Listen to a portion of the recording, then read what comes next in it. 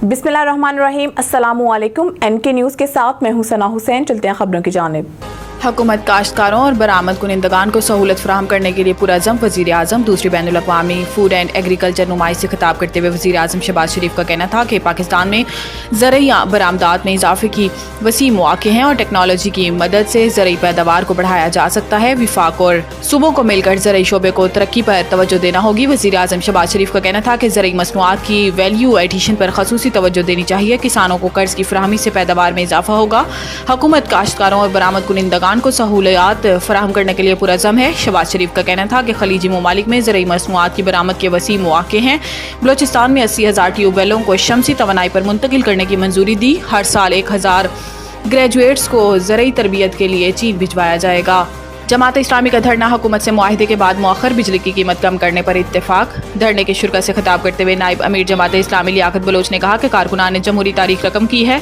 रास्ते में कई रुकावटें आईं और कारकुनों की बड़ी तादाद गिरफ्तार हुई और खवातीन का जुलूस रोका गया, लेकिन गिरफ्तार कारकुनान रिहा हुए और खवातीन का भी तारीख साथ जलसा हुआ। इनका कहना था कि हुकूमत की जानिब से मोहसिन नकवी और अताउल्लाह तारड़ ने राब्ता किया और मुज़ाकरात की ख्वाहिश जाहिर की, तो इनसे गुजारिश की कि धरने में आए और जमात इस्लामी के अमीर हाफिज नईम से मुलाकात करके मुज़ाकरात की दावत दें। और ये आए और बात की कि धरना कौमी एजेंडे और कौमी मुतालबात पर दे रहे हैं। इन्होंने कहा कि जमात इस्लामी और वज़ीर आज़म शहबाज शरीफ की तश्कील करदा कमेटियों ने कमिश्नर रावलपिंडी के दफ्तर में मुज़ाकरात हुए और फिर टीमें गुम हो गई, लेकिन फिर मुज़ाकरात दोबारा शुरू हुए। अमीर जमात इस्लामी ने कहा कि हम 14 अगस्त से मुल्क गिर अवामी मुहिम शुरू कर रहे हैं। हम चाहते हैं कि जमात इस्लामी में मुतअद्दिद कमेटियाँ तश्कील दी जाएँ।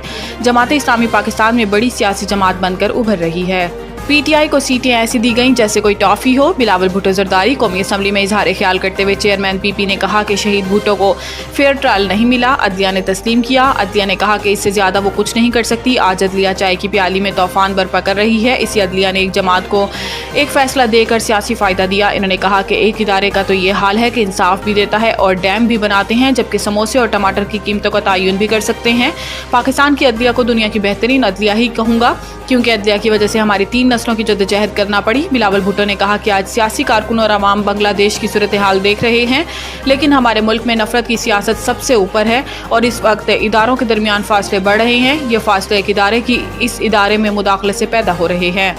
अरशद नदीम की तारीखी कामयाबी पर सदर मुमलिकत वज़ीर आज़म और दीगर रहनुमाओं की मुबारकबाद। सदर मुमलिकत आसिफ अली जरदारी की ओलंपिक्स में गोल्ड मेडल जीतने पर अरशद नदीम को मुबारकबाद पेश करते हुए सदर आसिफ अली जरदारी ने कहा कि अरशद नदीम की जीत पूरी कौम की जीत है। अपने पैगाम में वज़ीर आज़म शहबाज शरीफ ने कहा कि ओलंपिक की 118 साल तारीख में मुनफरिद रिकॉर्ड कायम करने पर अरशद नदीम आप ढेरों मुबारकबाद के मुस्तहिक हैं। स्पीकर कौमी असम्बली अयाज सादिक ने अरशद नदीम को ओलंपिक्स में गोल्ड मेडल जीतने पर मुबारकबाद के बयान में कहा कि अरशद नदीम ने भरपूर मेहनत और सलाहियतों का मुजाहिरा करते हुए गोल्ड मेडल जीता है। प्रेस ओलंपिक्स में 40 साल बाद पाकिस्तान के लिए पहला गोल्ड मेडल जीतने पर पाक फौज के शोबा ताल्लुकात आमा inter services public relations ISPR ने अरशद नदीम समेत कौम को मुबारकबाद पेश की।